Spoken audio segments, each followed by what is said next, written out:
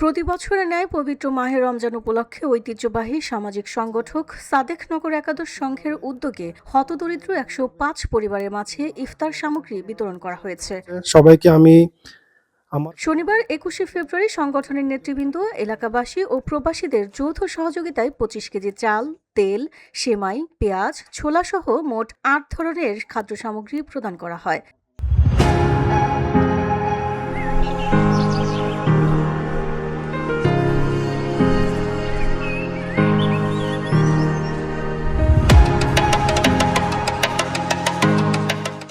এ সময় সাদেকনগর একাদশ সংঘের সভাপতি, সম্পাদক ও উপদেষ্টারা বলেন, বিগত ২০ বছর ধরে আমরা ইফতার সামগ্রী বিতরণ করে আসছি। এছাড়াও সাদেকনগর একাদশ সংঘ গরিব পরিবারের মেয়েদের বিয়ে, মেধাবী শিক্ষার্থীদের আর্থিক অনুদান সহ যেকোনো সামাজিক উন্নয়নমূলক কাজে অগ্রণী ভূমিকা পালন করে আসছে। ভবিষ্যতে সংগঠনের কার্যক্রম আরও প্রসারিত করবে বলে জানান তারা। ফিওডি বাংলা নিউজ ডেস্ক।